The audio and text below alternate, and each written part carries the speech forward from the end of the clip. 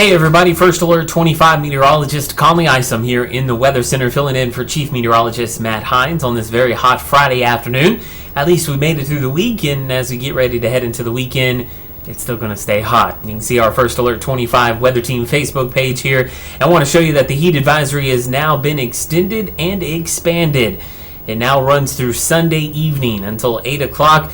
And also has been expanded to our southeast to include you folks around Cameron, down towards Hearn and Calvert, folks in Centerville, also now in Limestone County, Mahia, Groesbeck, Fairfield, Corsicana, now under the heat advisory. And again, that's going to run until Sunday evening. High temperatures this weekend in the triple digits. Heat index values close to 105, so you got to be careful out in the heat this weekend. Make sure you're drinking lots of water, keeping yourself hydrated. Don't forget to wear the sunscreen as well.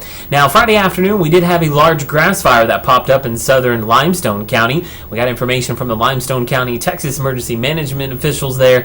The fire was up to about 150 acres. Luckily, has not threatened any structures as the latest update, and is several miles outside of Groesbeck on Highway 164. They did have the highway shut down for a little bit. They are calling in some crews and a helicopter to get control of this wildfire, but unfortunately, it is that time of year when you have low humidity, high heat, and high temperatures in the 100s, and anytime the winds pick up out of the south like they have today, they've been gusting up to 30 miles per hour, so it doesn't take much to get grass fires going. There's been a lot of them across parts of Oklahoma, but that's where the extreme heat has been so far this summer.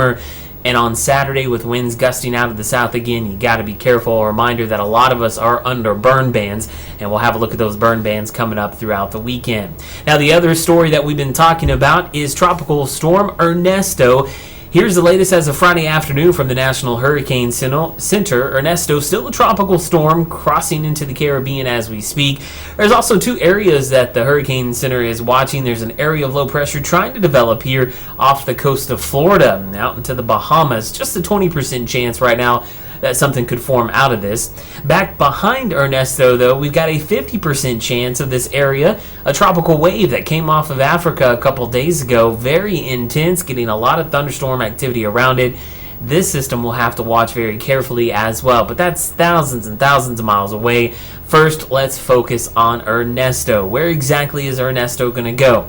Well, here is a look at the latest track from the Hurricane Center. Still taking Ernesto on a westward path through the Caribbean, as you can see here, and then taking that northwest turn as we head towards about Wednesday of next week, possibly becoming a Category 1 or a Category 2 hurricane. But let's take a look at the computer models, because I want to show you what's going on with the computer models here lately. They're beginning to kind of spread apart. Notice that each of the different colored lines you see here on the screen represent a different computer model. Some of them are hurricane tropical specific. Some of them are global forecast models, which we use every day. But I want to show you that some of them send it into the Yucatan and into Mexico, which would keep it away from the United States. But then you've got the other camp, where a lot of the models are taking it towards the Yucatan and then eventually out here in the Gulf of Mexico. The waters are plenty warm. That's not going to be an issue. There is some dry air ahead of that system, so that could keep Ernesto from becoming a major hurricane anytime soon. But if Ernesto can make it into the Gulf of Mexico, it's going to run into that area of high pressure that has been dominating our weather, giving us our heat. But the models are trying to weaken that area of high pressure and push it back to the west. And if that happens, Ernesto will take that turn towards the north-northwest and could threaten the Gulf Coast, including the Texas coast. Right now, we're still talking about something that's going to happen 5 to 7 days in the future. There's a lot of uncertainty, and things will likely change here over the next several days. So we're going to update you here on Saturday and Sunday, and especially into next week, we should get a better idea on exactly what's going to happen.